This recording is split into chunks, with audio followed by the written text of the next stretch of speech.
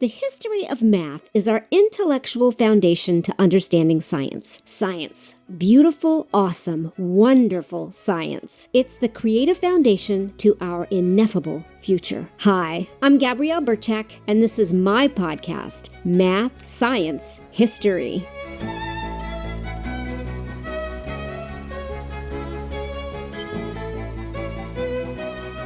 I often promote my website, mathsciencehistory.com. Of all the hosts that I've been with, my experience with Bluehost has been the best. What I really like about Bluehost is their customer service. It is top-notch. You can access Bluehost through my affiliate link, www.bluehost.com/track/mathsciencehistory. All one word. It's only $3.95 a month if you sign up for 36 months. So if you do the math, it's $142 to start. And for me, it was the smartest business investment I've ever made.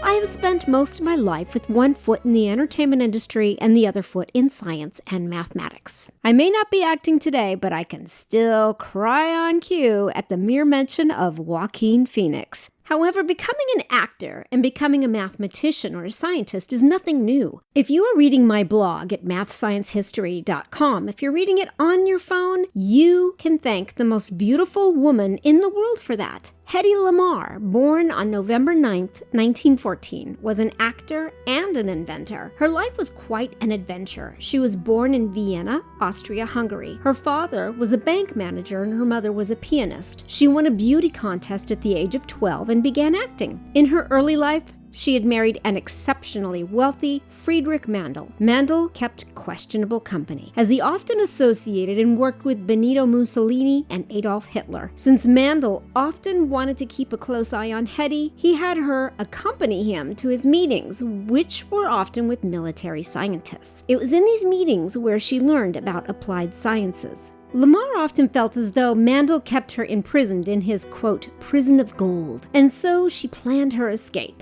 She had made friends with one of the maids and spent time with her to learn her mannerisms, behaviors, and roles in the castle. On one fateful night before a dinner party, she convinced her husband to let her wear all of her jewelry to the dinner. The dinner was for Ernst von Starrenberg, the military governor of Vienna and a fascist. Shortly after the dinner, Lamarr met up with her maid, dressed in her uniform and wearing all of her jewelry that was planned before. She escaped to Paris. It was a brilliant plan that allowed her to sell the jewelry for cash. From Paris, she traveled to the United States with Louis B. Mayer. In the States, she worked at Metro-Goldwyn-Mayer Studios, and they publicized her as, quote, the most beautiful woman in the world, unquote. Moreover, even though she had a very successful career as an actor, she forged out a career as an inventor. She had many inventions, some of which we still don't know. However, the innovations that we know included a cube to drop in water for a carbonated beverage and a design for a faster airplane that she designed with Howard Hughes. Hughes came to love her and her inventions as they were dating, but he also encouraged her in the sciences so much that he equipped her studio trailer with a laboratory and gear that she could work with between takes on the set. World War II weighed heavily on her mind as she became distraught over the damage brought about by Nazi Germany. In September 1940, while working in Hollywood, her life was very busy. She had recently divorced and was a single mother raising her adopted baby boy when she learned that a German submarine torpedoed a ship called City of Benares. Benares was full of evacuees sailing from Liverpool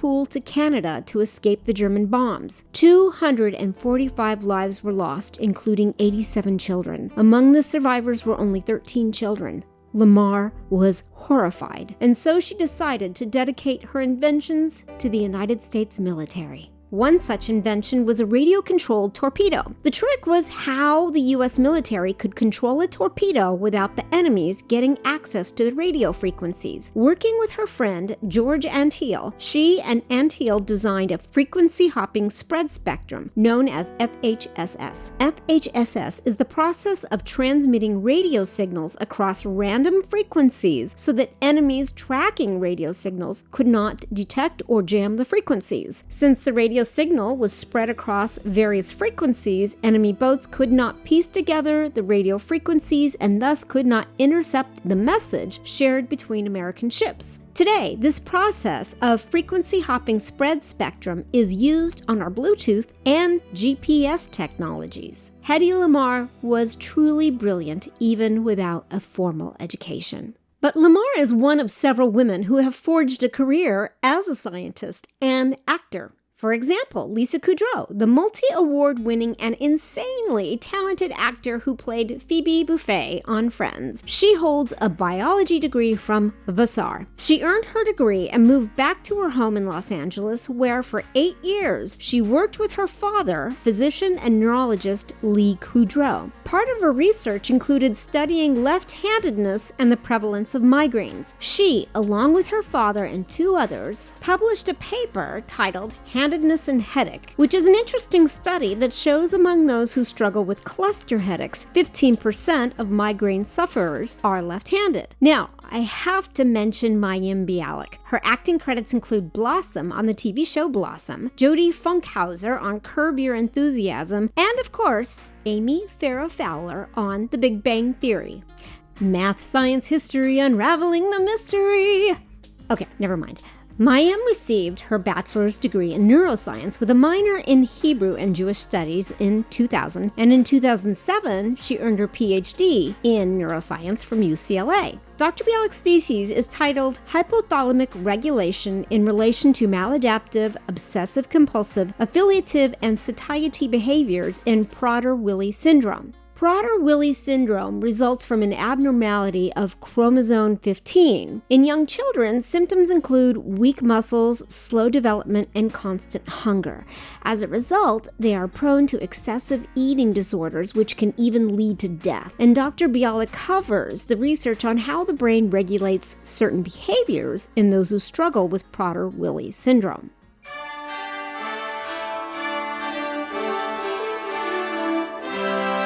The holidays upon us, I just have to mention one of my favorite actors who starred in a handful of holiday love stories. She starred in A Crown for Christmas, Coming Home for Christmas, Suddenly Santa, Christmas at Grand Valley, Christmas at Dollywood, A Perfect Match, and Campfire Kiss, to name a few, as well as her breakout TV show, The Wonder Years. This actor would be Dr. Danica Mckellar, the mathematician. Danica Mckellar graduated from UCLA in 1998 with a degree in mathematics. In 2005, she received her PhD in mathematics from the University of Chicago. In 2007, she not only wrote and performed on the Lifetime web-based miniseries Inspector Mom, she also published the book Math Doesn't Suck: How to Survive Middle School Math Without Losing Your Mind or Breaking a Nail. After that, she went on to publish 3 more high school math books. Mckellar, along with Lincoln Chase and Brandy Wynn, wrote a theorem titled Percolation in Gibbs States Multiplicity for Ferromagnetic Ashken-Teller Models on 2 Dimensions. This theorem addresses a 2-dimensional mathematical model called the Ashken-Teller model. As Mckellar explains, to envision this particular model, imagine a lattice grid with magnetic properties that are determined based on temperature. These properties have a name. One name is called percolation, and the other name is called Gibbs states. This theorem showed that even with these 2 properties, the state at which the properties happen and do not happen occur at the same temperature. Mckellar states that acting is her primary career, while she considers mathematics more of a passion project. But for myself, I waffle between both worlds depending on where the money comes from. It's my gig, it's my hustle, and I'm proud of it.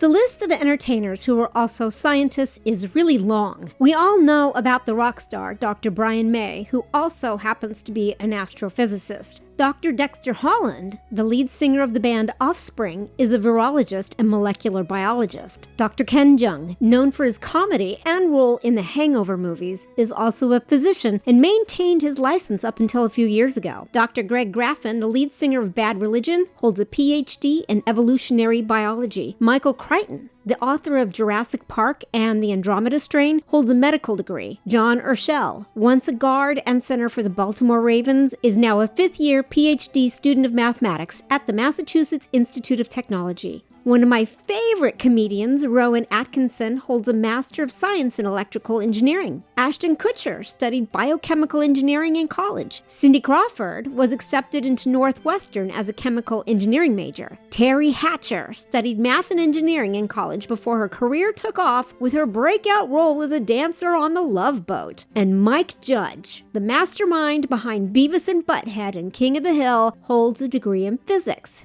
Fun story, when I was in college studying physics, I had a crummy job at Kinko's in Burbank. And who should walk in and need copies other than Mike Judge? But I didn't recognize him. And I was exhausted from studying and working, and I wasn't on my A game, and I found myself venting to him about it. Yeah, I was venting to a stranger and a customer whom I did not know as Mike Judge. Then he said, "Well, I studied physics in college, and I really encourage you not to give up." I mean, he was being so supportive and encouraging. And then he drew a cartoon figure for me and signed it, Mike Judge. Then I realized who he was. And that was not only the highlight of my job at Kinko's, it was the highlight of my life. So, I can officially go on the record to say that Mike Judge is a really nice guy. So for me, it's an absolute joy to have my feet in multiple worlds. For anyone listening to this podcast, I want to remind you that anything is possible. If you love to do two different things but think they are both not compatible,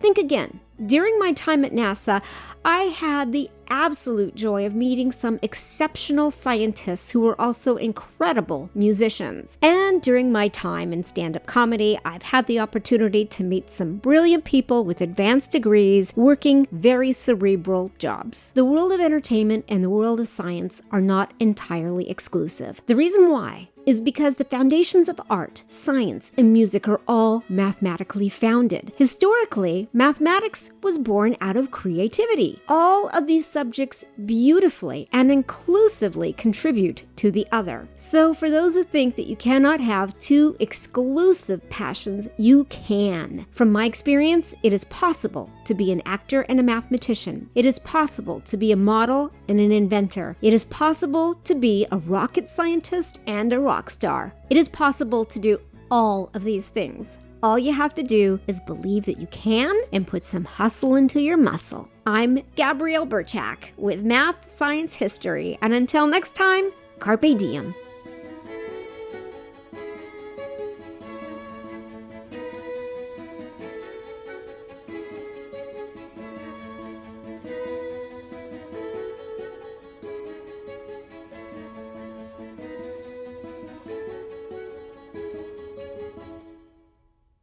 If you are interested in reading the works of Lisa Kudrow, Mayam Bialik, and Danica Mckellar, as well as a fantastic article that explains frequency hopping, as well as a video of me crying to the mere mention of Joaquin Phoenix, not just once, but twice, please visit me at mathsciencehistory.com. And while you're there, please feel free to click on that coffee button and buy me a cup of coffee. Until next time, carpe diem.